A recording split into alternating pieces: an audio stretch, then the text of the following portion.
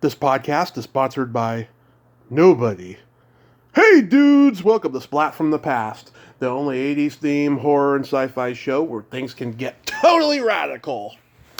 So, today I will be talking to my good friend Amanda Duchow-Hall. She's coming back on for the fourth time, and we are going to talk about many things.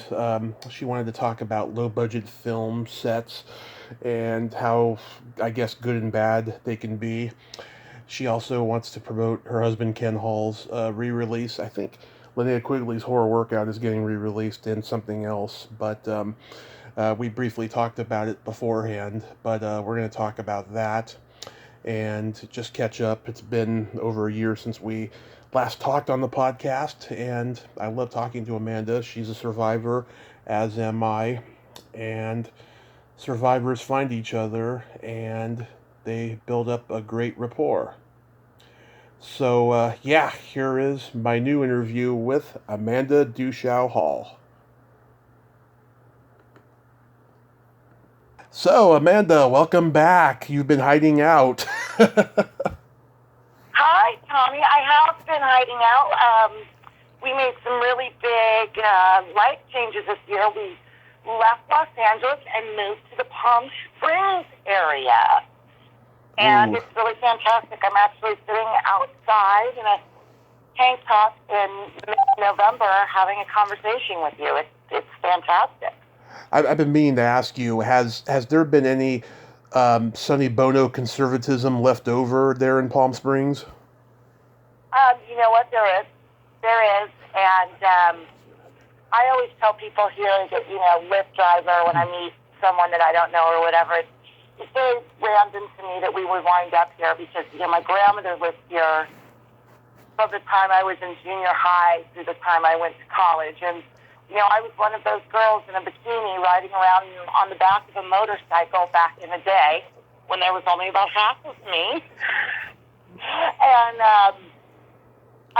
so it's kind of funny that when I drive up and down Palm Canyon now, and I'm just like, oh my God, I remember what this used to be like. It was like something out of a movie, which is why they made movies about it, I guess. But there is conservatism here. It seems to be as you go deeper and as you leave Palm Springs and go more east, you hit West Palm Desert, areas like that are pretty conservative. And here where I live, I'm kind of closer to Palm Springs. I'm in Cathedral City. So where I live, it's very funny because I have liberals all around me, but I know like 2 blocks over there's more conservatives. But, everybody seems to have a mentality about it. I don't see anyone arguing over it. There's no one running up and down the streets yelling and screaming. It's all kind of it's a much more tolerant place to live. And I was always under the impression that Los Angeles was an extremely tolerant place. And compared to this, it's not. Everybody kind of accepts and respects here, which is lovely. Yeah, I can relate over here. I can relate over here in Redding. They're tolerant to a point here. They're tolerant until they get to know you. They just they think you're a nice person. And then when they get to know in depth, your flaws and things about you, about your past, and they get to know that you're a liberal, then they don't want to talk to you over here. Well, that's disappointing. That's really disappointing. But I find that I've learned to be, my thing is, and I think that you're very much the same way, but my thing is that everybody has a God-given right to their opinion. Right. And I respect everybody's right to have that. But I like to talk to somebody who is open, but also has some sort of education. If I'm talking to someone who all of a sudden spouts off something they've heard, that you can tell is straight from a talking head, I kind of tune it out, but you tune it out with a smile, and you go on with your day. Exactly. So it's a much easier style of life here all around, but it's funny that you bring up the politics part of it because it's here, but you don't feel it. Right. You don't feel it.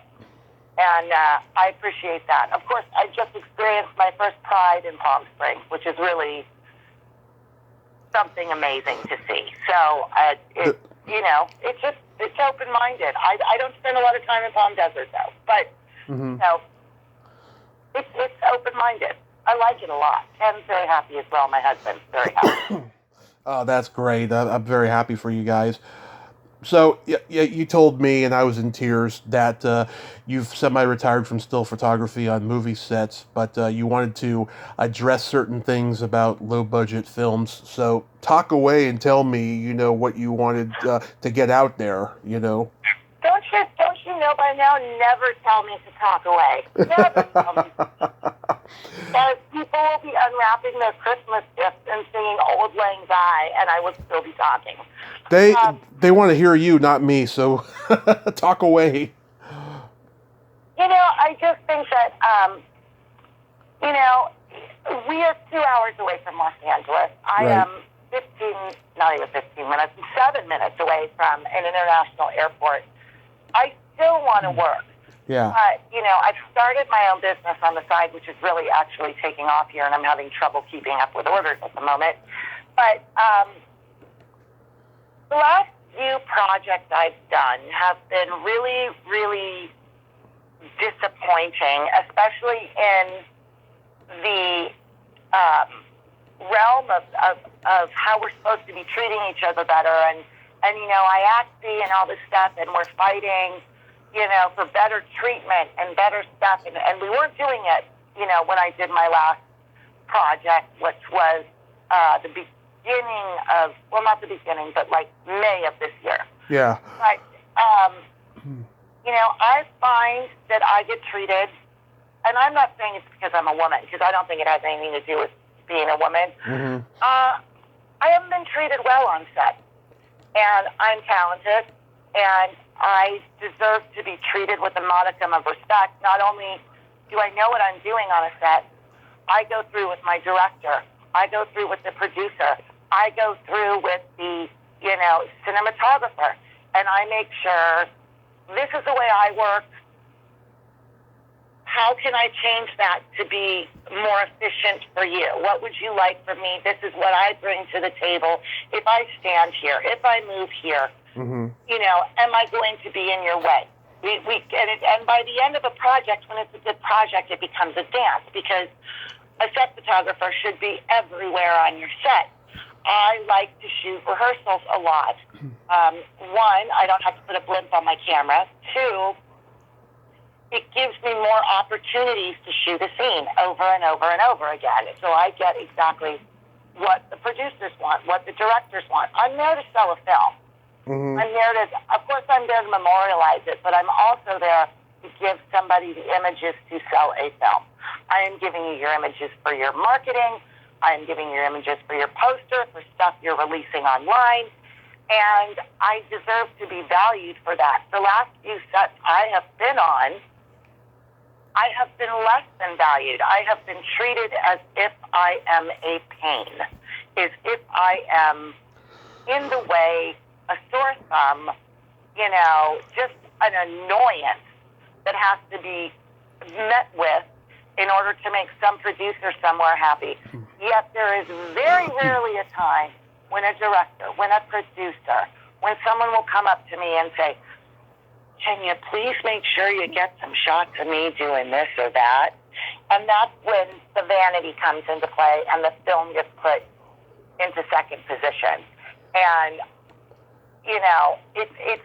it's not anyone's particular fault. It's not like the Rust situation where you can blame, well, this is the director's fault for not doing this, or this is the producer's fault, or this is the AD's fault. It's a collective thing.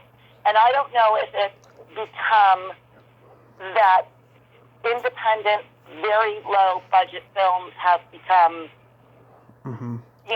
new people are coming in, young people are coming in. My God, people think they can shoot set photography with an iPhone. They think it's just a quick click. I don't know what it is, but I've found in the last, I won't say 2 years because 2020 doesn't count, but right. I have found that people really don't have the wherewithal to understand my job. Yeah. They don't know what I'm there for. And I'm tired of feeling like I don't belong. I'm tired of waking up in the morning at 4 a.m. to go to a set from a, crappy hotel room and being treated like I don't belong there. And therefore, unless it's a good friend who's asking me to do the work, I'm not going to do the work anymore because I'm worth more than that. And, the little amount of money that I make, it's not worth it to me to come home and feel bad for 6 weeks because everybody was mean to me or didn't treat me with any kind of respect. I don't have to do it, and I'm not going to do it. You are lucky to have somebody who wants to be there and do it and wants to contribute. Why? People think they need to, in any position on set, whether you're a makeup artist, whether you're costumes, whether you're the grip, whether you're dragging cords or the prop master, whoever it is, when you feel that your contribution isn't appreciated, why do you want to be there? I will say at this point, my list of people I wouldn't work with is much longer than the list of people I would work with. Yeah. Therefore, I'm becoming limited in it. It's an unfortunate turn of events because it's unfair. And I think, I had a conversation the other day about Rust with a friend of mine who's a film director. And we were having a conversation and we were saying, well, where does the blame go? Does the blame go to the armor? Does the blame go to the AD? The ADs I've worked with lately, not a big fan. But, the blame goes everywhere. And the blame goes from the armorer to the AD, to the producers, to the lead actor who, even if it's a rehearsal, should be opening up that gun and looking again. But it's not, what I'm saying is it's not about the gun. It's about the way people are behaving. From the top to the bottom. And maybe that girl wasn't being treated well, so maybe she was upset. And maybe she wasn't paying attention to what she was doing. I don't know. I don't think particularly in her case that was the case. Yeah. From photos that I've seen. But then I asked, where was the set photographer? Because I 100% guarantee you, I would have been shooting a rehearsal like that. I'm not saying that would have happened to me or I have anything to do with this because I'm not. I'm just going off my own experience. In a rehearsal, I would have been close to the cinematographer. I would have been close to the director. I would have been trying to get that shot of him holding up that gun because that shot is what sells the movie. Right. I don't know. I know that church was small. Sometimes I can't sit in a room with people. Not the tiniest person in town, but people should be watching their weight, not mine. If I know I'm not going to fit, I'm not in the room. I get out of the way. I don't make problems. But I guarantee you, if I was standing outside of that set and heard that noise, I would at least put the camera in my hand and start just clicking the button because you were there to document. And those pictures may be important down the line for even yourself. You know what I'm saying? Exactly. If the police come to you and want to know your point of view of what happened, it certainly helps when you can pick up your camera and say, well, I shot a quick shot of what the cart looked like that had the gun on it. I did this, I did that. And you're protecting yourself, you're protecting the crew, and you are photographing the truth of what happened. I looked last night in anticipation of our conversation on IMDb. Now, I could have missed it. I see no credit for a set photographer whatsoever. So people no longer find us necessary. And that was a situation where a set photographer sure would have helped out. Yeah. So I think with the industry changing and everybody in such a clamor now, after 2020, that there's so much need for content. Right. That perhaps they're letting, things slip through or they don't know what they're doing or they don't have enough experience. You cannot take a bunch of inexperienced people and put them on a film set when they don't really know what they're doing. If you've worked on a $2,000 movie, you are not ready to work on a $3 million movie. Yeah. You're not ready. You need to earn the time, and people don't seem to be paying any attention to that. And, it has nothing to do with being a woman. Nothing. It has to do with what I do, my talent, my job, and the experience that I bring, which is not only experience of the years and years I've had on set working, but my lifetime of experience as a child of two entertainment industry parents. I grew up on the Paramount lot. I grew up on the Bosom Buddy set. I grew up on the Webster set, Full House, all those shows from way, way back then. There I was, 9 years old, doing my homework, sitting in the audience seats on days that my mom didn't have anyone to take care of me. I watched and I learned. And I definitely, even the level of professionalism back then, I don't see now in low budget industry. And that makes me not want to be a part of it anymore.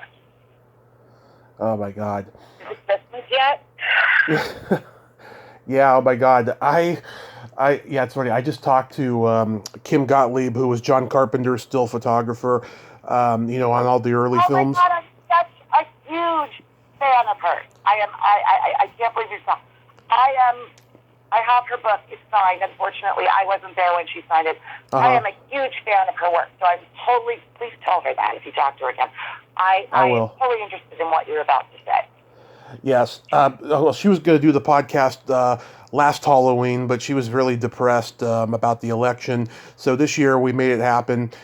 And, she started out as a rock photographer, and then she did the Carpenter films, and then she did television at Paramount and stuff. She told me maybe there was like one project in there that she had a bad experience on, but she had 99% a great experience being a still photographer in the film industry. And, it was a different time at that time. I mean, stuff like what you're saying, I'm sure it was going on back then, but she got a good experience from it. And, I love what you just said about about how you can't do like a $300,000 picture and then do a $30 million picture. Dean Cundy, he started out working with Carpenter and all the low budget guys, and he paid his dues for like 10 years. Then he did Back to the Future, and now he's like an Academy Award winning cinematographer. So you gotta like pay your dues. Tommy, there used to be a way that it worked, and this is old school. I mean, my father was an agent in the 1960s. I mean, my father was, what's his name? I can't believe it. My father was Don Draper.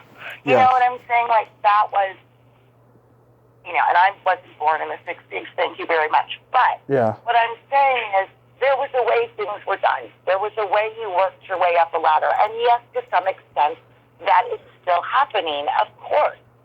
But everybody thinks it's so easy now, and they rush out to do it. And I'm not saying that I've only had bad experiences. I'm saying that I've had wonderful experiences, and, some of the films that I've not had a good time on, I've actually done some of the best work I've ever done. But there's a way to treat people. Right. And there's a way you work your way up, and now there seems to be this fast track where if you have enough followers, if you have enough, of this or that, you can get ahead quicker than someone who's putting their nose down and doing the work. Working in the entertainment industry isn't a job. It's not a publicity thing. It's not so you can go to a bar and say, I'm a director. Why don't you go to dinner with me? Yeah. Maybe I can get a feel for you and cast you in a movie. It's a craft. And it's learning and honing your craft. And I don't see that happening anymore. I see people going, hey, look at me, I'm doing this. I mean, look at the pictures of the girl that was the armorer. I don't even know her name, but the one on Rush that was busy getting pictures of herself holding the gun. She shouldn't have been holding that gun. She should have had that gun open and been checking it. You know what I'm saying? I don't know that she wasn't inexperienced. Well, she shouldn't have been there if she was inexperienced. I don't want to say I didn't care.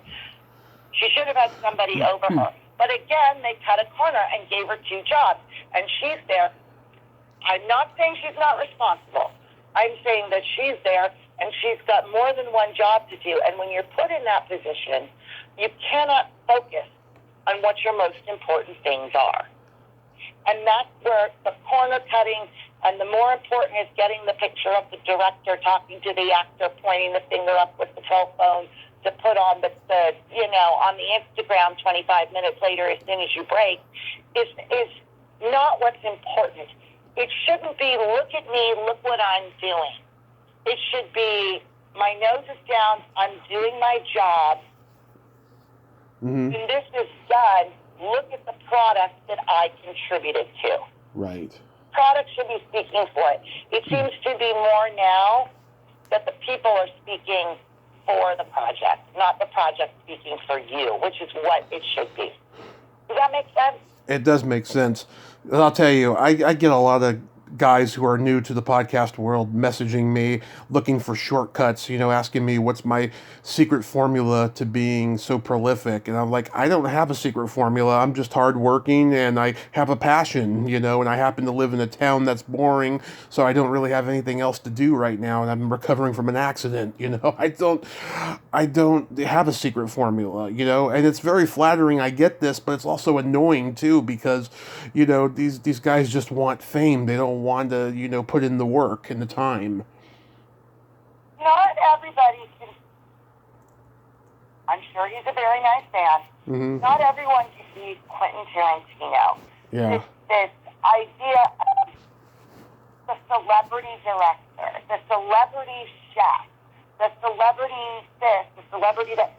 You're either a director and Mm-hmm. your films make you a celebrity on your own, or you're so, charismatic and whatever it is that he has makes him interesting. I remember Tarantino, for me, I am not a film historian, I'm not a scholar. Mm-hmm. I know what I like, and that's all I can say. So I'm not going to say that I have some great insight and knowledge. I didn't go to school for film. I don't know. Mm-hmm. I grew up with film. I love film.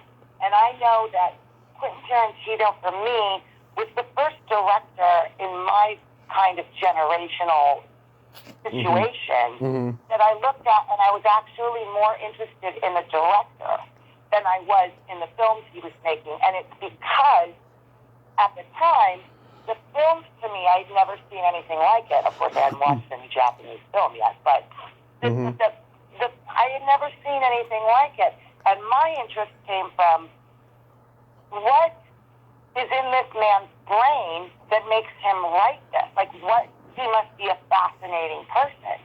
Now, it's the more red carpets you're on, the more people you date, the more interesting Instagram you have, the more outrageous things you say in the media. And I don't see people learning. I mean, I know directors, I'm going to say that with an air quote out there, that are making, films that have never seen a James Bond film. Yeah. That have, you can't, I would never want to be a director. If I could be a director in my fantasy, I would be a documentary film director. Mm-hmm. I don't have what's in it to be a director. Some of my best friends are directors. I don't have that. But I can tell you that all of them appreciate film and sit down and look at film and look at television and look at what's happening and try to see what's there and learn something from it. Then there's other people who are more predominant in the low-budget world. Right. They're more interested in having someone look at them and sitting down to take the time. If they could stay home one night and they could watch a bunch of fabulous films. But, you can sit down and look at a John Carpenter film. My favorite since we're talking about him, my favorite John Carpenter film is Assault on Precinct 13, which is not something that I would typically enjoy, and I can't get enough of it. I love it. I don't want to see the remakes. I don't care. That film I love. You could stay home and do that, but instead you're out networking at an event where there's a bunch of people at the same level you are, and you're getting more concerned with what dress or what top you're wearing to get your picture taken than you are about what's happening. And I see that more and more with young people, and I'm not judging young people, but you've got to put in the work. I mean, you have to put in the work.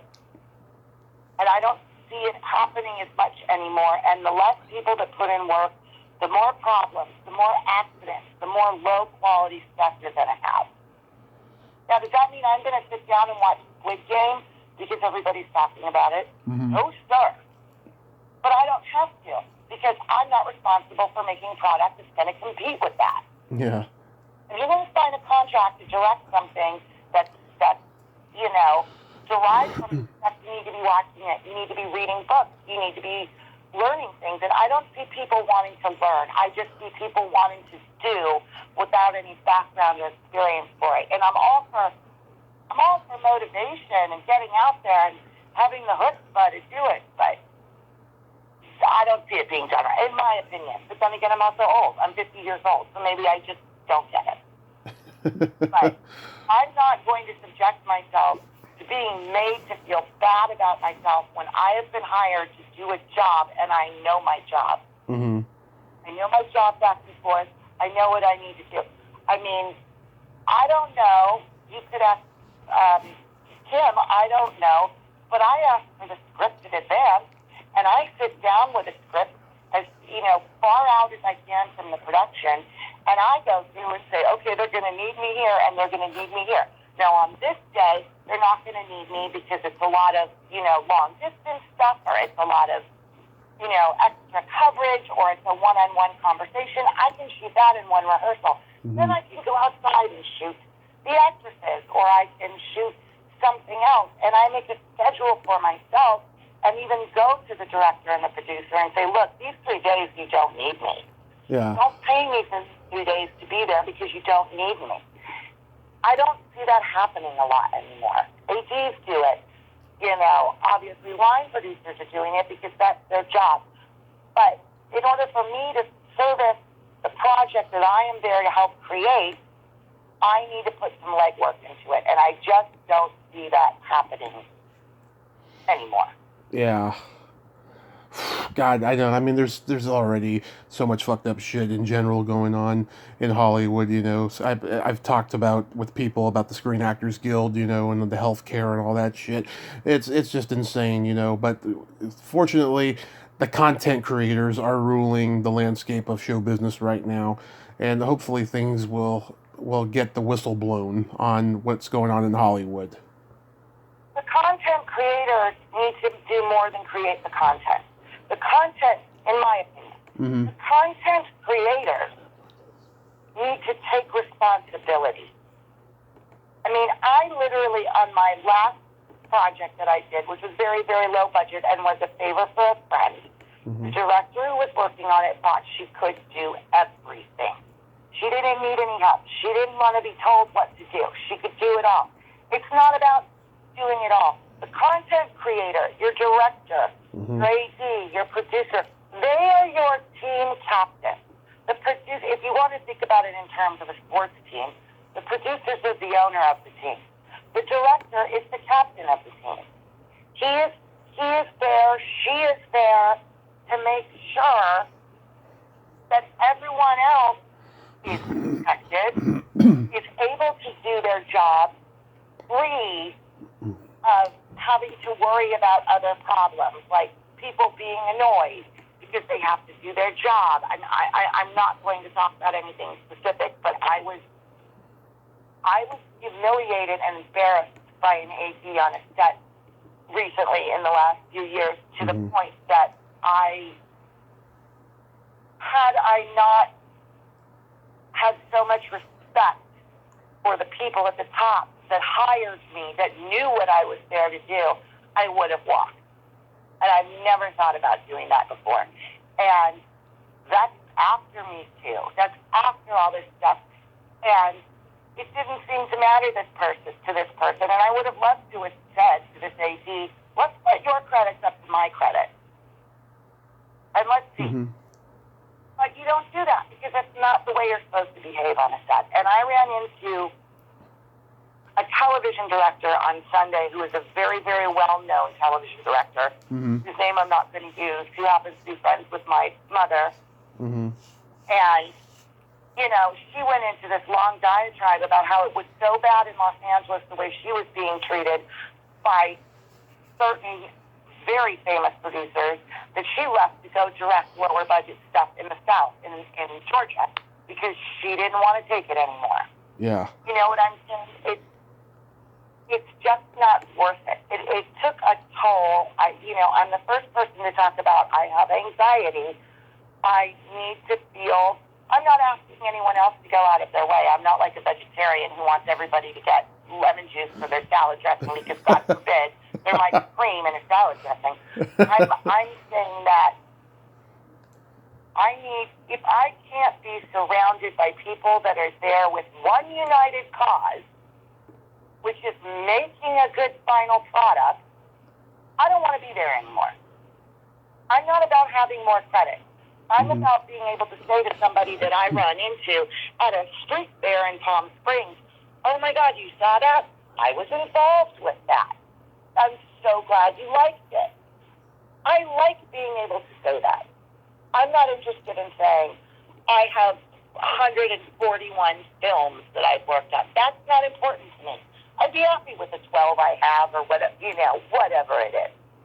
And, there just doesn't seem to be anyone that wants, not as many people that want to do that anymore. And it's a sad state for the industry because those people that are sitting at home in 2020 creating content, good on them.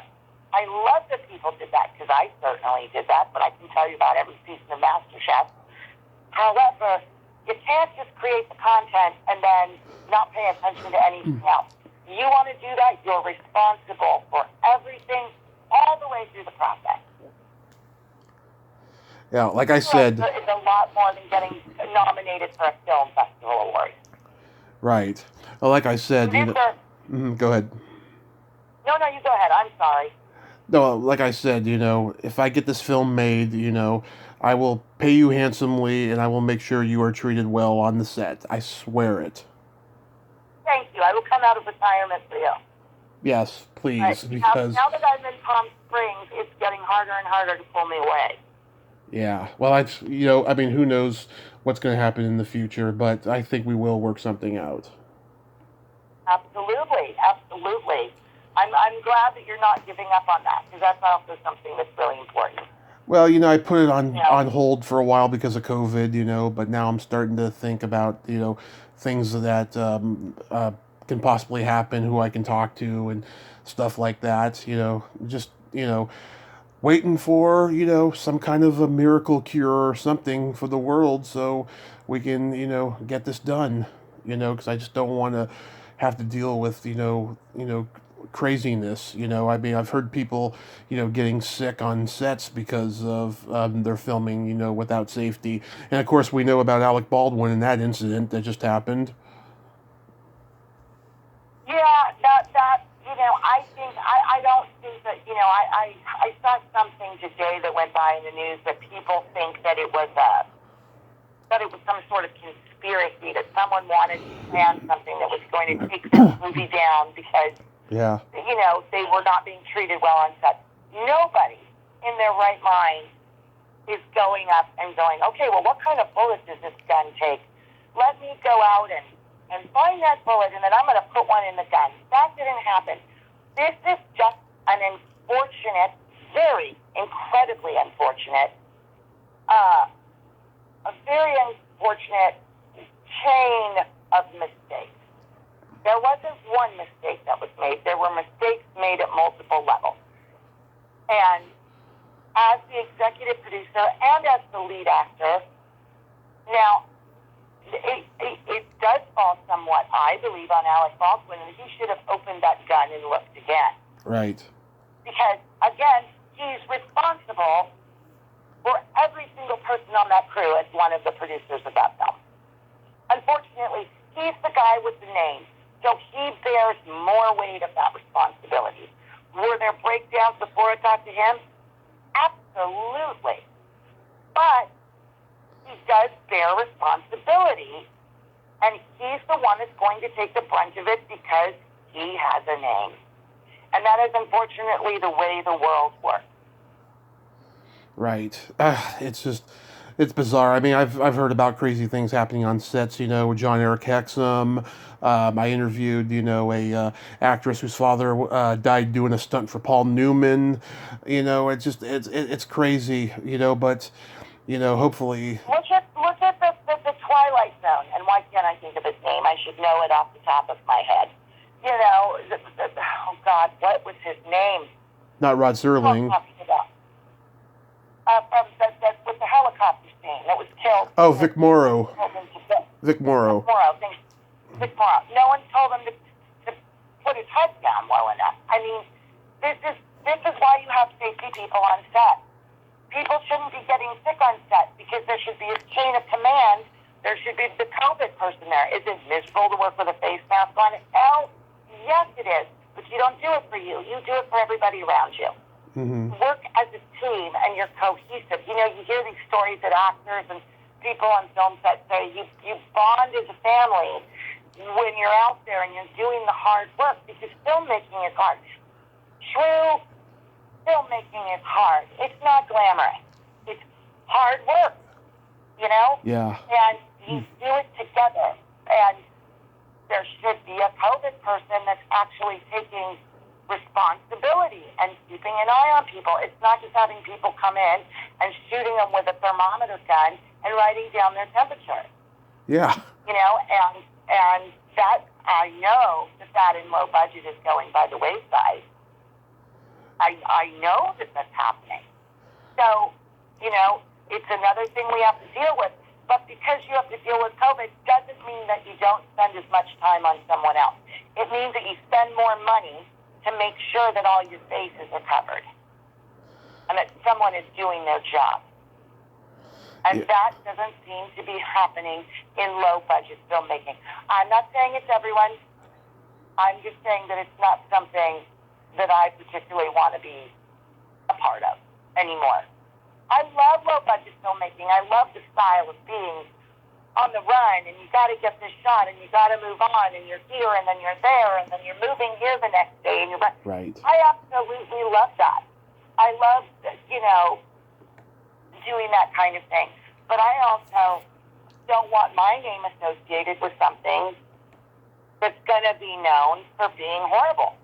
Or, no, I don't mean being horrible as a project. Yes, that's the risk you take because the film goes through so many different people's hands. I don't want to have my name attached to something that goes horribly wrong. So I'm not going to do it anymore.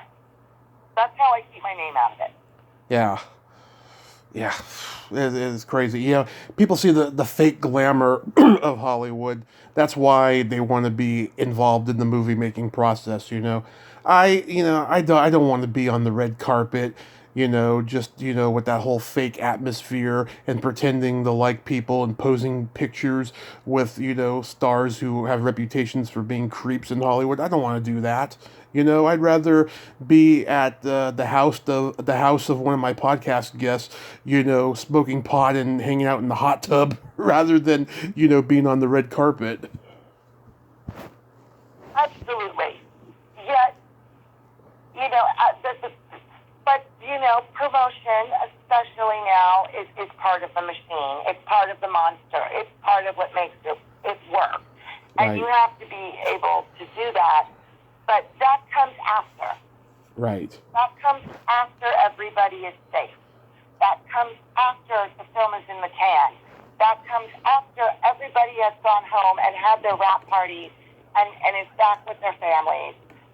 That's when you promote. You don't promote in the middle of something and spend more time concerned about that than you do about anything else. Yeah. You know, and that's my problem. And I think that a lot of good low budget things are happening, and I think that there's quality content out there. And, you know, my husband watches films that I walk in and out of the room on, and every once in a while he's watching something that's like ultra low budget, and I walk in the room and say, wow, what's this? And I sit down, you know, and I get sucked into it. There's a lot of good things happening, and I think something that is one of the few good things that's going to come out of 2020 is that there was a lot of people that were sitting down and getting ideas and doing the work and working through things. And I think that's going to start to show in the next couple of years. You know, and Right. I certainly think there's incredibly talented people out there. But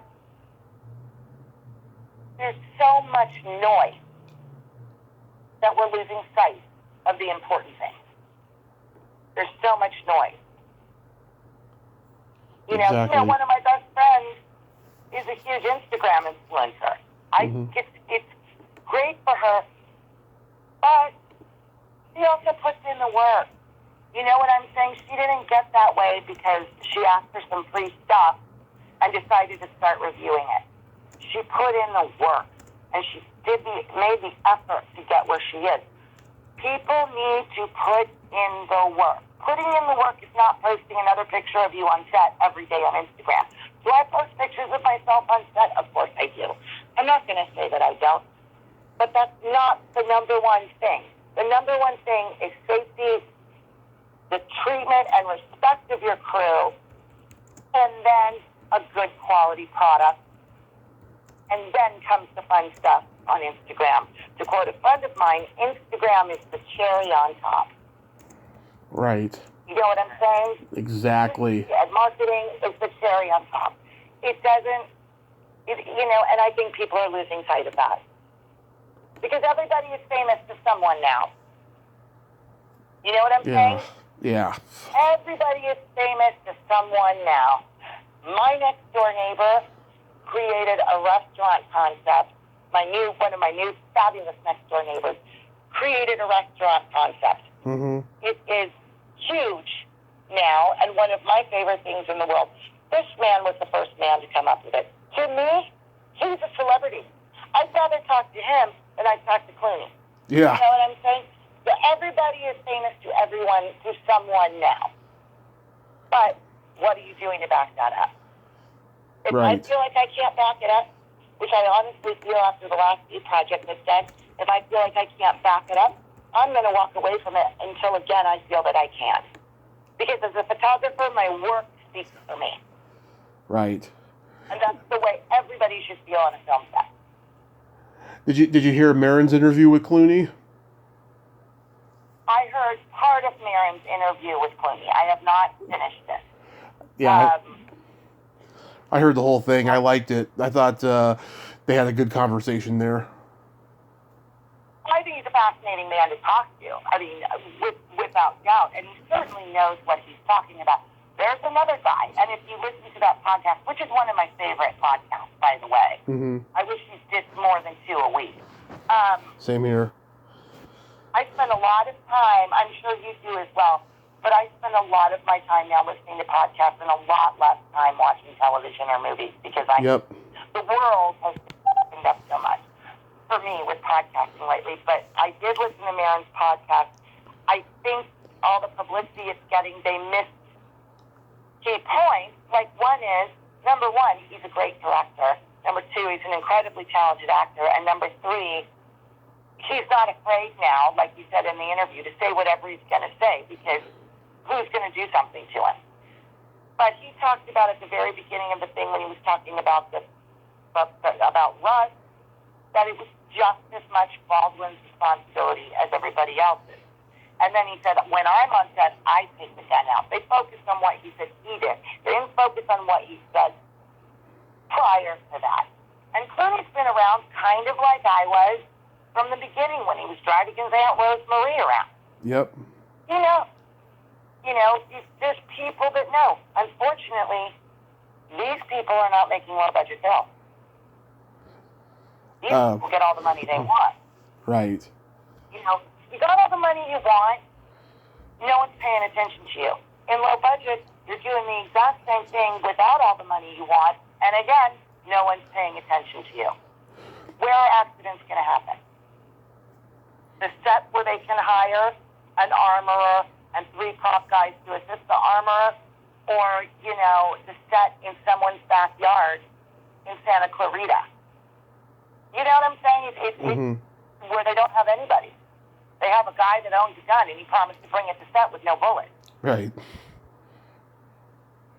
So it's not just about guns. This is about across the board treatment of people, respect of people, respect for people's safety, all of that stuff. And I just don't see it happening like it should be happening. I know. It's sad. But, so how's... That's why I'm not working anymore. I'm sure people have heard just enough of that now. So the moving obviously has been great for you. You know, what else is going on over there that you like to talk about? Well, my soap business, Bubble Broad Soap on Etsy and Instagram, for anyone that's interested. My soap business is really picking up. I'm doing a lot of I've been very inspired here. Mm-hmm. The first 2 months I was here were really hard. We moved in July. I don't know for anyone who's not familiar with the Coachella Valley, but it was 124 degrees the day we moved. Mm-hmm. I would have really appreciated it if my real estate agent had come over the day before when he got the keys and turned on my air conditioning for me. But, we were very lucky compared to what a lot of people have had happen in the pandemic. We were very, very lucky. Yet at the same time, we were hit really hard. My husband got sepsis and was in the hospital, accidentally moved to the COVID unit because he had a fever while in the hospital at the very beginning in March of 2020. I broke my leg. Our car was stolen. We had no work. It took months to get unemployment. We couldn't pay our mortgage. Right. Things were stolen from us. It was just, my mother had COVID. It was just a horrible, horrible time. My husband closed his business right months before COVID happened. So unfortunately, we weren't able to get compensation for that because while they knew that the virus was coming, it wasn't at the point where businesses were closing yet. So we were unable to get any government help with that. And we just got to a point where our fear became not about so much getting it because we couldn't afford to leave our house. Our fear became about what's going to happen after this. And every month that goes by and you're deferring and your payment, and you can't make your bill payments, and you do the best you can, you pay a little here and a little there, and then all of a sudden, we both woke up in April and looked at each other, and my husband has never really wanted to leave Los Angeles, but where we were in Los Angeles is like Escape from New York now. That's what it looks like. Yeah. With the homeless problem that is so out of control.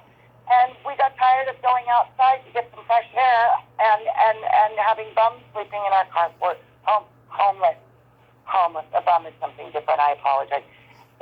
Having a homeless person sleeping in our carport and piles of human feces. Yeah. And we got out. And we knew that they were about to end the moratorium on foreclosures, and that we would most definitely be foreclosed on. But they sent us a letter and said, we are going to foreclose on you when we can. And, I know a lot of other people like to think that we moved for other reasons. We moved because we were going to lose our house, and we needed to go where we could afford to buy something. And that's exactly what we did. And we wound up in a spot where we had friends, where we're still 2 hours from Los Angeles, where there's a fantastic artistic community. Films are being made here. Things are happening here. There's all kinds of opportunities for both of us. And I, for one, have been incredibly inspired and creative since I've been here. I mean, to walk outside at night and look up at stars is just unbelievable. And, we're very, very happy. And my husband, Kenneth J. Hall, has a film being re-released, a cult film, The Halfway House. Yep. Comes out. Severin is re-releasing it on Black Friday. And it's got all the it's his tribute to, Grindhouse films. It's got nudity. It's got Mary Warnoff. Yep. It's got his brother, who was in it, and unfortunately, very sadly passed away earlier this year. But he's great in it. It has all new behind the scenes. It's been up-res to Blu-ray. It's got Mary Warnoff. I know. She's the queen. She is the queen. And when I met her, unlike when I met Barbara Steele, I literally felt a chill go through my body. And to this day, I am absolutely terrified of her. Yeah. Just from the way she looked at me. And when I met Mary, she was such a fun, loving person. And I never figured out how Ken worked with her because I wasn't with him then. We were friends, but I wasn't dating him or married to him. And I thought that's an odd combination. And once you meet Mary, she is really kind of cool and she's fun. And I see how it all works now. And it's a great movie. It's a lot of fun. So that comes out on the 26th, is it? The day after Thanksgiving. And I'm not sure if it's going directly to streaming, but I believe at some point it's going to be streaming. And the new Blu-ray is really, really nice. They've done a really, really fabulous job on it. So special shout out to Ed Polgardi, one of the producers of the film, who worked really hard on this, and the people at Severin, because they've done a fantastic job. Wow, that's exciting. That is awesome. It opens a whole new generation, to stuff, that's considered wildly inappropriate now. I love it though. Yeah. Exactly. It's a one-eyed monster in a basement still being fed sexy naked shit. I mean, what's not to love? Yeah. And Mary Warnoff is the one doing the feeding. It's great. So, it's definitely worth a look for anyone that's interested. It's a really, really fun film. And that's been exciting. It's nice to see my husband getting, respect that he deserves in a sea of a million different directors. And I'm really, really happy that it's happening because he deserves all the praise that he gets. He wrote it. Yeah. It's really fun. As a matter of fact, he showed me that film on like our second or third date, and because it does have religious context to it. Mary Warnoff plays a nun. And he needed to make sure that I was going to get the humor, because if I wasn't going to get the humor in that, we weren't going to work. Yeah. So it has a very special place in my heart, and I'm really excited to see what they've done with it. Do you know Jordana Capra? I don't. She played all the roles that Mary Warnoff turned down in 80s low-budget movies. She's just like her. She's very intimidating, very forceful, but she's an absolute pussycat. She loves to laugh and be inappropriate and funny. She's been on the podcast twice. The last time she was on was last year, right around COVID time starting. She came on and we were talking about our dildo and vibrator collections, and she sent me a picture of her newest vibrator, which is a clit-sucking vibrator. She is so freaking funny. And I asked her on again several months back, but it was tax season. But I'm gonna see if she's available in December. She's so freaking funny, and she was in a lot of Rick Sloan's low budget movies. Go ahead. Oh my God, we were just watching a Rick Sloan movie the other day because Linnea was in it. Which one? Oh God, I don't. Was it Vice Academy? I think it was Vice Academy. Yeah, he did those. Yeah. And he had her in the first two, and then her agent said no, she's not going to do any more after 2 or something like that. Yeah. Well, she's a very, very close friend of ours. I know. My family. Yeah. Love her to death. But, she's another one. She's just a ball. I enjoy her immensely, and I have sat down and watched Night of the Demons with her. Mm-hmm. It's quite an experience to have. I just bought Night of the Demons on Blu-ray, and it looks beautiful. Kathy Podewell, she's going to be coming back on soon. I can't wait to tell her how good her butt looks in this Blu-ray version. She is so lovely. I've met her a handful of times with Kevin, because we're very close with Kevin Tenney as well, and I've met him several times, and she's absolutely lovely. Everyone that I've met from that cast, much like the cast of Return of the Living Dead. Yeah. And, it is lovely. And that's a great movie. That movie holds up. Night of the Demons really, really, really holds up. For me, at least. It for me too. I just adore that movie. You know, there was a trend in the mid '80s, and Night of the Demons and Return of the Living Dead are certainly in the category where a bunch of teenagers would get together, and then something supernatural would just go wrong and ruin their good time. You know, and I kind of missed that part of the horror genre in the mid '80s. You know, because it got to a point where the slasher craze got old, you know, by the mid 80s, and people were coming up with newer ideas to turn people into zombies and all of that stuff. And these were certainly part of that genre. Yeah. I am so over zombies. I will tell you, Hmm.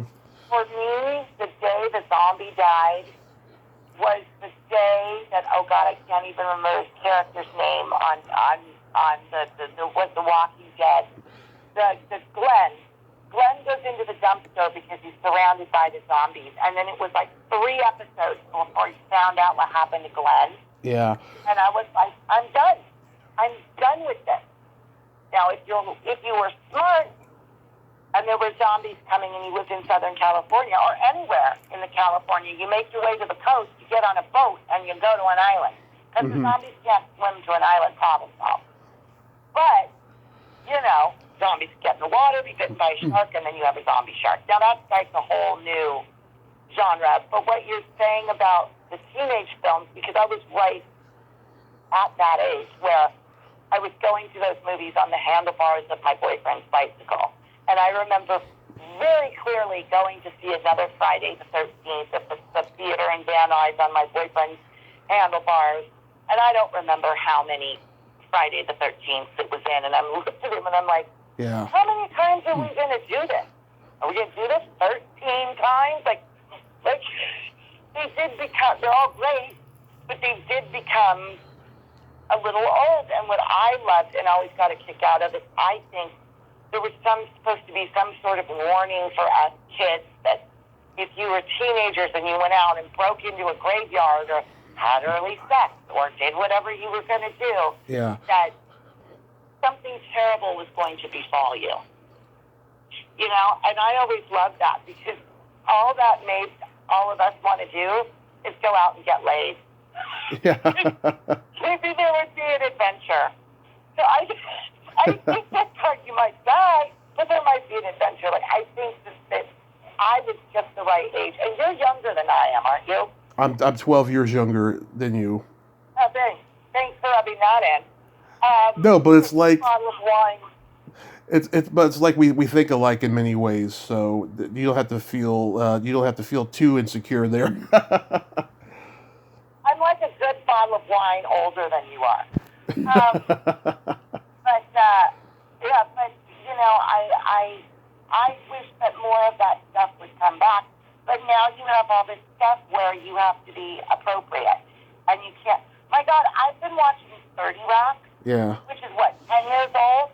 I've never seen 30 Rock before. I've been watching it recently. Nothing to do with Alex Baldwin. It just happened to pop up on my Netflix when I was high, and I put it on. And that show is so wildly inappropriate. Mm-hmm. And it's not even that old. Like, how much our culture has changed since even that show ended. I know. You know, that you don't have the liberties that you had anymore. And Right. I don't know whether that's right or that's wrong, and I certainly believe that everybody should be equal, and I'm not even going to get into that conversation because there's no way to have that conversation without somehow putting your foot in your mouth. I just miss the fun that horror movies used to be. Yeah. Well, the script. Everybody's talking. Well, the script I wrote, you know, it's going to be bringing it back. You know, I mean, it's very respectful towards the LBT community, LBGT community, but there's going to be, you know, inappropriate jokes, and there's going to be a lot of blood in it, which is lacking. You know, I saw 13 Fanboy, you know, and I was part of that project.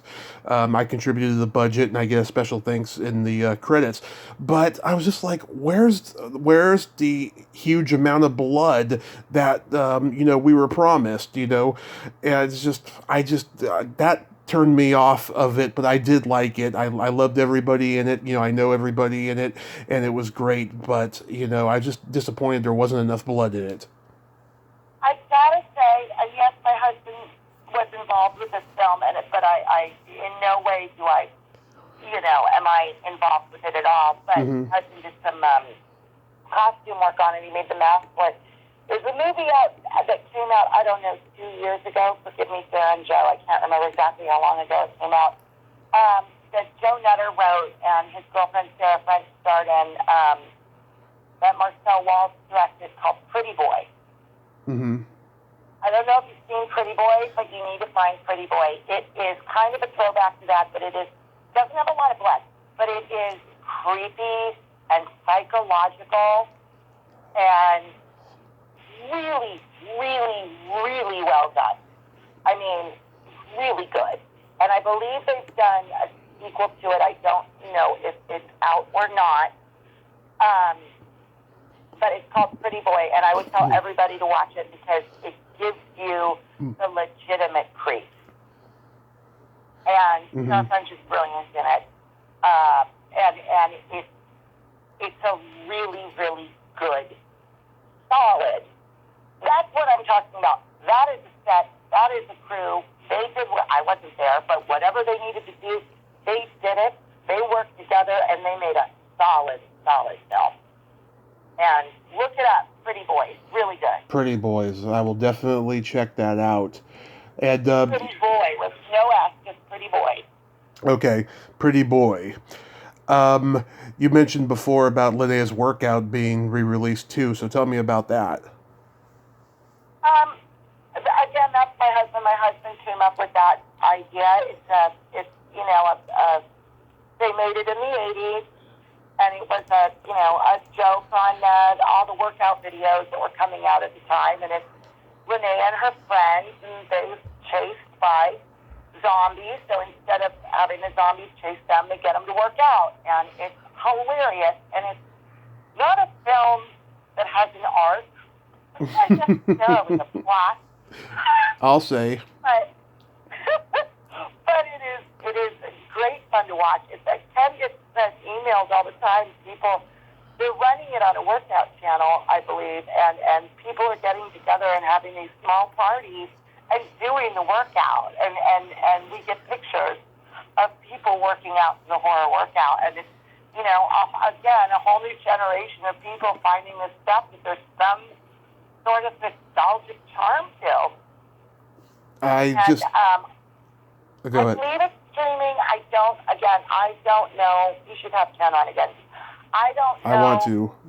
If it's still streaming, where it's streaming, but it is out there, and there are a very, very, very limited amount of. It was never released on DVD. So I guess about 6 years ago it was released on DVD, and I know that there is a very limited amount of these DVDs around, but they're starting to go up in price. Yeah, I mean, I have it on DVD right now.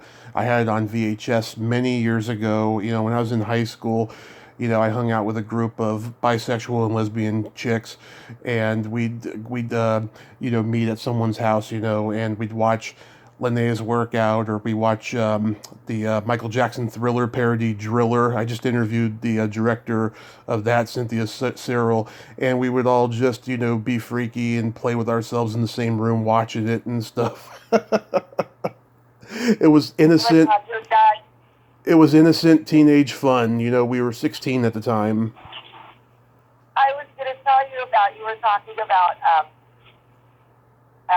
the vibrator thing, and what's funny is one of my friends got me a new vibrator for a housewarming gift. Uh-huh. It was a wand vibrator, and the other night I woke up in the middle of the night with a horrid cramp in my leg. I mean, it was so bad. Mm-hmm. I was ready to scream, and I didn't want to scream and wake up Ken next to me.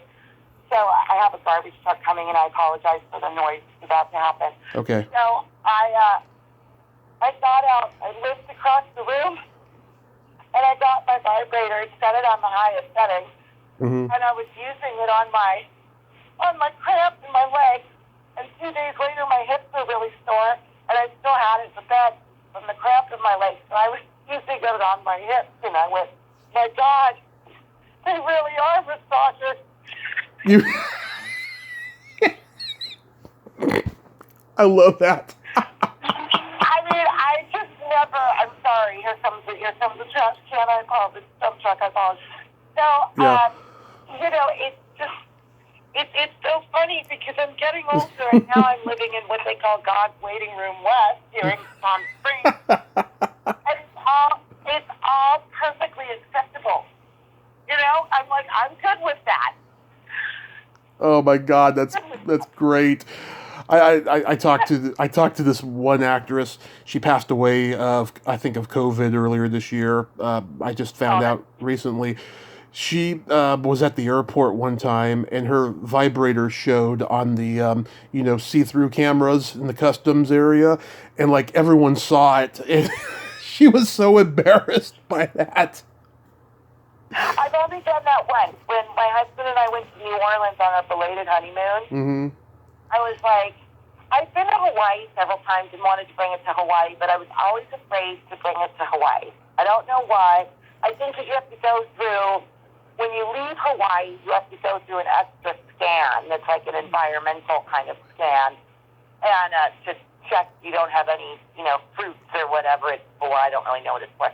But I was always afraid because of that scan to bring one. We went to New Orleans, and and we were traveling like the day after Thanksgiving, and I was like, nobody's going to even pay attention. And we got to New Orleans, and I opened my suitcase, and there it was, right on the top, with a lovely note from the TSA that they had to check my bag. Oh my God. Yeah, I looked at the instrument, thank God you cleaned it. You know what I mean? It's just one of those things, and it's, whatever. Yeah. I'm past the age where I'm going to deny that I don't have my own collection, but it's so funny. It's so funny because I keep using that thing for my aches and pains, because moving at 50 is hard. Yeah. It's hard. And we've been here since the end of July, and we love it, but we're still getting settled. So, and I'm, running a business at the same time. Yeah. Which is definitely flourishing here. But, and so I'm feeling creative, so I'm hoping that Ken's going to be getting more into his art, because he does amazing tiki art as well, which you can find at tiki-monster.com. And that's it, right in here. So, things are happening for us here. We're very happy. We're very happy to be out of Los Angeles. I find that every time I talk to somebody that I haven't talked to, I find that more and more people are leaving LA, whether it's for another state or, another city, another town, whatever it was. Yeah. It is. And everybody that's doing it seems to be really, really happy to be doing it, because it doesn't seem like there's a lot of goodness. No. Left in Los Angeles. I'm glad I don't want to live there anymore. It might change someday, but I'm just glad right now it's a cesspool. I love visiting it. I was going to visit it last month, but the mandates got me worried, so I decided to stay behind. I ended up going to a Comic-Con in the Bay Area, and but who knows? Maybe someday things will be good again. Hopefully, LA will get a guy who was like Rudy Giuliani in New York, in that, he cleaned up New York, and hopefully someone will clean up LA. That guy. Now, I'm not supporting Giuliani, don't get me wrong, but I'm just saying, you know what I mean? I mean, he did make New York a better place in terms of, all the seediness that used to be there. He did, and he had the world at his feet, and he was like a blind man that ran right into a ditch. Right. So, talk about wasting everything you worked for. But you know what? I don't talk about politics anymore. Yeah. Shouldn't go there. But it needs to be cleaned up, and more people are going to leave. And I am thrilled that we left this time. We were down to 3 cities, one of which was here, and one of which was New Orleans. And I figured that we owed so much debt that I was afraid we weren't going to have. We got a good price for our home, but we were in such bad debt. Right. That it really, really ate into it. And I think if we had moved to New Orleans, that it would have taken most of the money we had just to move. Right. You know, and it was a very long, difficult process, the moving process, because my husband had been in that condo for 30 years. Mm-hmm. And I am not the world's greatest organizationalist or housekeeper.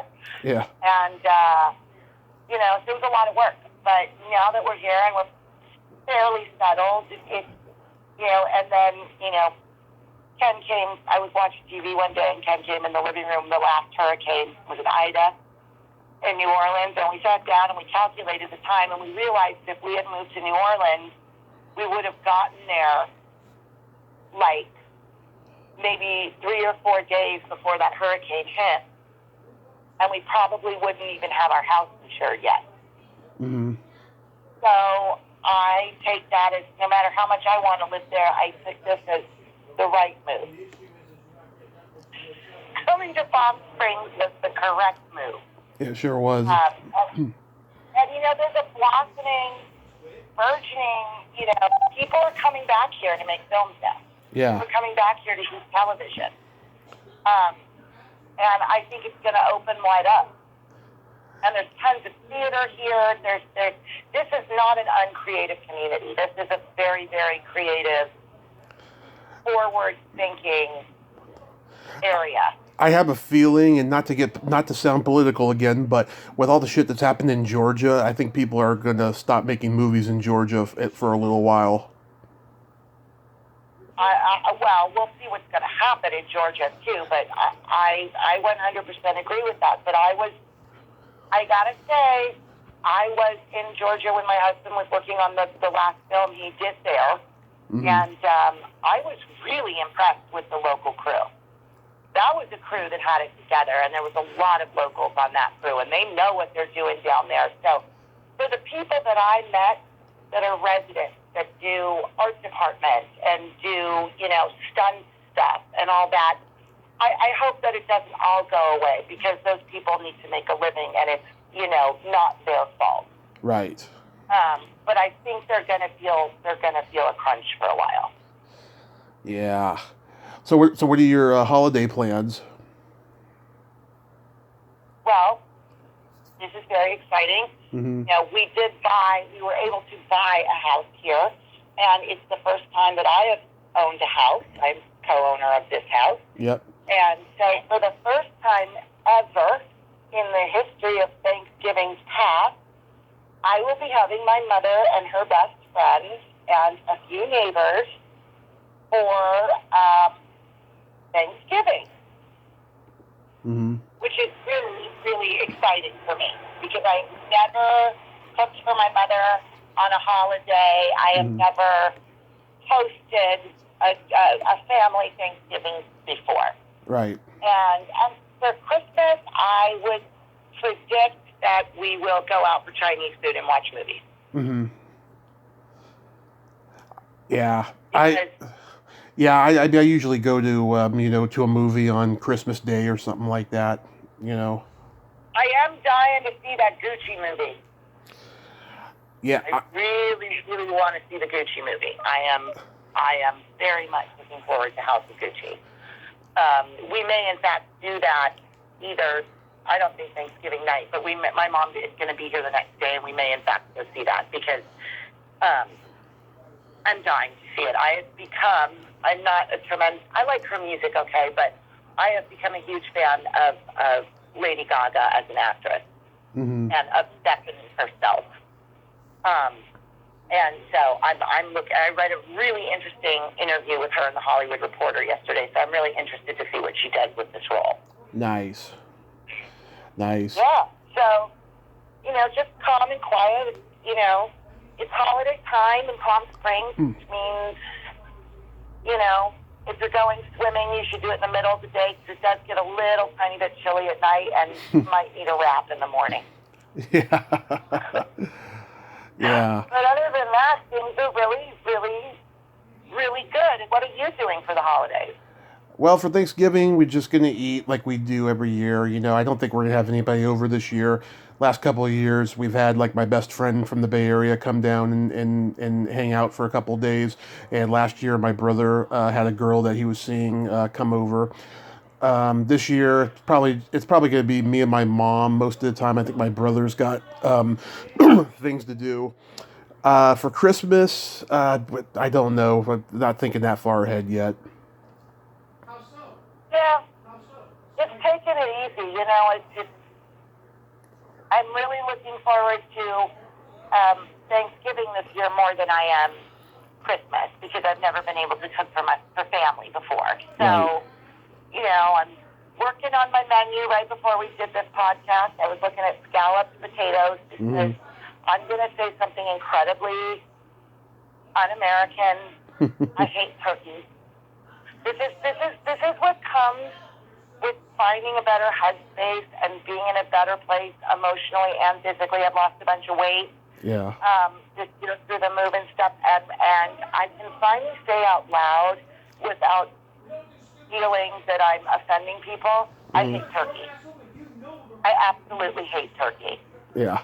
Um, No, it's okay. I like the skin, and every year I put it in my mouth and in little bites and swallow it whole and smile at everyone I'm around because I'm supposed to love the turkey, and they're very well cooked turkeys, and they have lovely flavor. But I just don't like turkey. It reminds me. I don't know if you've ever seen this movie, but it reminds me of the original movie Mysterious Island, not that Disney crap that they made with like The Rock or whoever was in it. Mysterious Island, when they get trapped on the island with the guy from the Nautilus and Captain Nemo, and everything is gigantic size. Like they kill a giant crab and then they find a giant goat, so they kill the goat and they make butter and they dip the giant crab in the butter. Are you talking about are you talking about 20,000 Leagues Under the Sea? No, Mysterious Island has Nemo in it and has the boat like the Nautilus in it, but he's hiding in this like water cave on this island, and he's trying to recultivate and make the world a better place. And the island is going to explode soon, and these guys who escaped from a war prison land there. And it's a fabulous movie. If anyone else has seen the original Mysterious Island, you should. But Mysterious Island, everything's giant. And turkeys remind me of like a giant pigeon. Mm-hmm.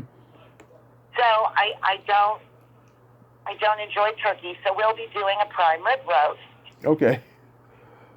And I'm incorporating, stuff from my family holidays past, and eating on my grandmother's china and stuff like that, which I've never been able to do. And it's very casual, so I'm very excited about it. And my mom will see our house for the first time, and it's really, it's the older I get, the more I appreciate my family, and I am trying to be a better person with my family to take stock of all the crap that I put them through when I was an asshole before. Yeah. Oh, that's good. That's good. Yeah, I'm looking up Mysterious Island. Yeah, it's a Ray Harryhausen movie. It is a Ray Harryhausen movie. Yeah. Herbert Lone played Captain Nemo, and Michael Craig was the young guy in it. Okay, I'm going to check that out. I don't think I ever saw that one. Oh, it's so good. It's one of my favorite movies. It's one of my absolutely favorite movies. I adore it. I love that. My favorites are a little askew. I certainly wouldn't be asked to do a top 20 films of history that I enjoy, because also Day of the Triffids. Oh yeah. Night of the Triffids is on that list, and Blob is on that list, and John Carpenter's The Thing is on that list, and of course Precinct 13, and Showgirls is also on it. So what do I know? You love Showgirls? I love Showgirls. I do too. I have had a crush on Gina Gershon my whole life. I lived in San Francisco when Showgirls came out, and I didn't have a lot of friends. Mm-hmm. And one weekend, two movies came out the same weekend that I was dying to see because I thought they were these groundbreaking films. One was Showgirls and the other was Jade with David Caruso. Right. And I'll never forget, I went Friday night to see Jade, and then I was like, okay, well, that kind of sucks. That was in that time, there was like a lot of psychological, there was like Jade and Pacific Heights, and, you know, I think Basic Instinct might have been in there, like in that whole, like, grouping of films. Right. And the next night I went to see Showgirls. I thought it was going to be this serious movie about what, you know, women have to go through being showgirls. And I went to see it right down the street from the White Swallow in San Francisco. And I think every queen in the city went to that 8 o'clock showing on Saturday night of Showgirls. Right. And it was one of the best nights of my life. Yeah. I didn't know a single soul in that theater, and I had the best time because it was just rollicking humor. And that's what makes me love it so much. Yeah, it's a great movie. I've talked to, what's his name, who was in it? Greg Travis. Which one was he? He was Who did he play? I'm trying to remember what his name was, but he was one of the suits, one of the suits. He had kind of a mullet back then with a receding hairline. Okay, yeah. He was a stand-up comedian.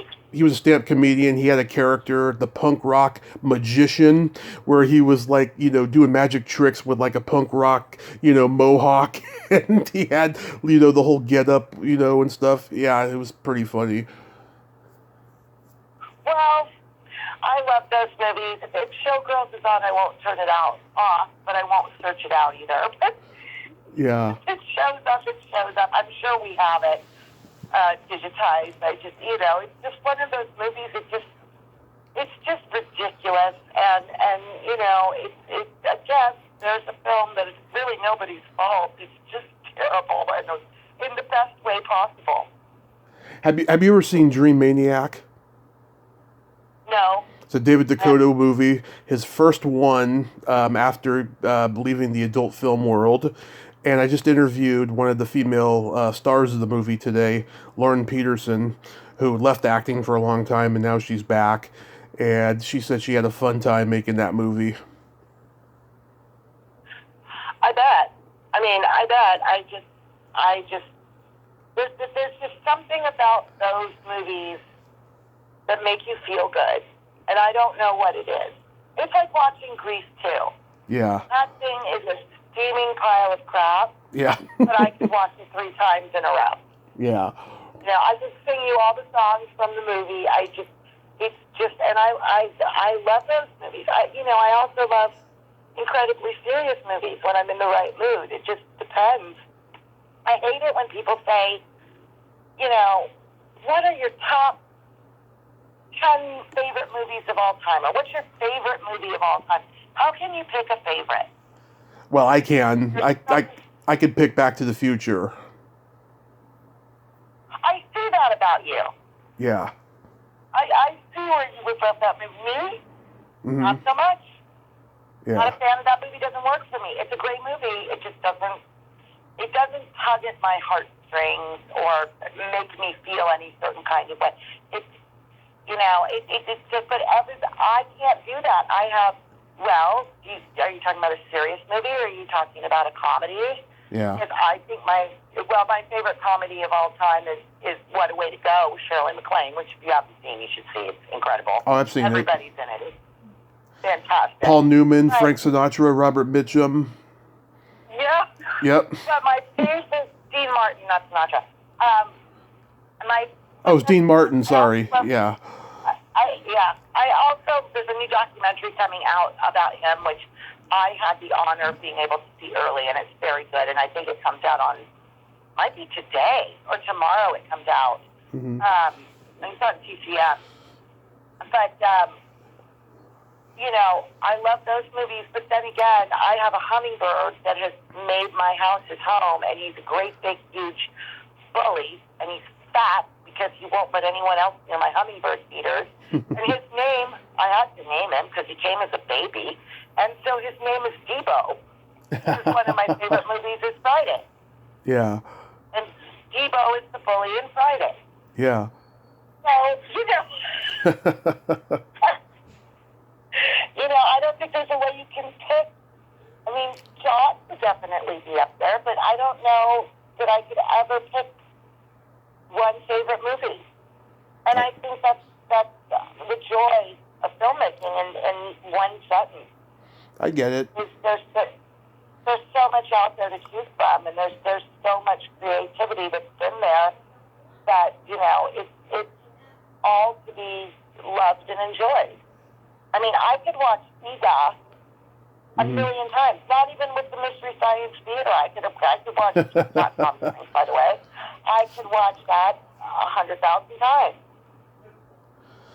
Oh, I talked to a director who had a movie on Mystery Science Theater 3000. To this day, he's still offended by it. I'm like, come on, I think it's a compliment, and I would love to get one of Ken's movies on there. Yes. I think it's a compliment. I don't know if it's coming back. I know they canceled it on Netflix. So I don't know if they're going somewhere else. I should ask, because Joel is one of the most dear people I've ever met, and him and Ken are quite good friends, and he's given movies that Ken has worked on, then on Mystery Science Theater, and Joel always gives Ken a shout out, which is lovely. Nice. He's a really nice person. So, but it's the holiday time. It's time for holiday movies. So does anyone want to fight me on whether Die Hard is a Christmas movie or not? I think it is. Yeah, I think it is. Less Than Zero. Less Than Zero, yep, it sure is. And there's another one I was thinking of recently that's a Christmas movie. 1941. 1941. Yeah. How was it? Yes, another movie I absolutely love. Yep. It's one of my favorites, too. Wendy Jo Sperber in 1941 was just phenomenal in that. I'm a lover of the smaller part characters quite often. Same here. I talk to a lot of them, and they love the love that I give them. I'm like, yeah, you're just as significant in that production as the stars are. That goes back to what I'm saying. You need a team of everybody supporting everybody to get that kind of performance, to get that kind of quality where the entire cast works together as one. That it has to be a team. You can't separate one person from the rest. One person feels alienated and it all goes downhill. Yeah. So. Anyway, so things are well and happy here in the desert. Fantastic. I got a joke for you. Well, yes, I always get a joke. What's the joke? Okay, a nymphomaniac goes to the doctor for her yearly physical, and the doctor says to her, you really need to stop masturbating. And the nympho says, why? And the doctor says, because I'm examining you.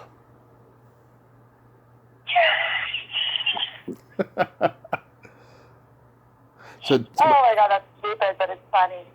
It's a new one. It's a new one, yeah. Well, keep them coming, and I have my goal for my 50th birthday, which happened during COVID, so my 50th birthday was not at all what I had intended it to be. But my goal for my 50th birthday was to do one night of stand-up. Yes. I am obsessed with stand-up comics. I am obsessed with stand-up podcasts. Like, I absolutely love Mark Maron. I love his stories. If you haven't seen the documentary on Showtime about the Comedy Store, that's like 5 parts. I have, yeah. Oh, great. But I am another podcast I'm in love with right now is the Whitney Cummings podcast. Yep. Her podcast is fantastic. You got to listen to my shows because I've been getting some really, really great guests lately. I will. I'll go back and listen. Yeah, I mean, sure. I just talked to Barbara Luna yesterday. She's such a legend. All the showbiz stories she told me was just fantastic. Absolutely. It's so fun to hear those stories, and it's great that we have podcasts now where this stuff is all getting getting recorded and getting memorialized because these, people are going. It's, life. And, on that Marin podcast that you were talking about the other day with Clooney, when he told the story about Phyllis Diller peeing out the side of the car window. Yeah.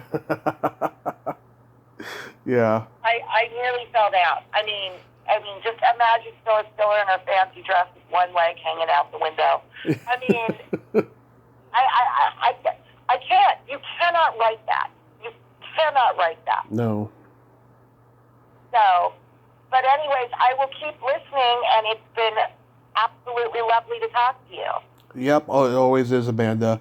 You're one of the good ones out there. Next May, I'm going to do a 5-year anniversary show. I'd love to have you come back on and stuff. And May is usually the time of the year that I love to talk about sex the most for International Masturbation Month. So that'll be a good one.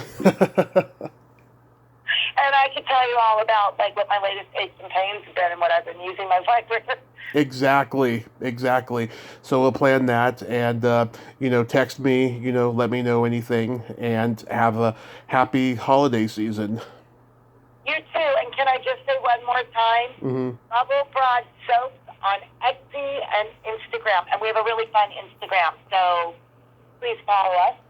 And the Halfway House from Severin comes out on a week from tomorrow, I believe it's the 26th. It's a great, fun movie for your, a lot of nudity. It's a lot of fun. Showers, awesome. There's group shower scenes. There's Mary Warnoff. Yeah. There's rock and roll. There's, you know what I mean? You One-eyed monster. You can't get any better. And by that, I do not mean penis. But close. But definitely check those things out. And thank you so much for having me as a guest, Tommy. Of course, always. Love you, and have a great night. We'll talk soon. And have a wonderful holiday. And give your mother a big hug and kiss for me. I will. All right, I'll talk to you soon. Okay. Bye-bye. All right, bye. Well, there you have it. Amanda Duchow-Hall. Ain't she a sweetheart? I am so proud to call her a friend. She is awesome.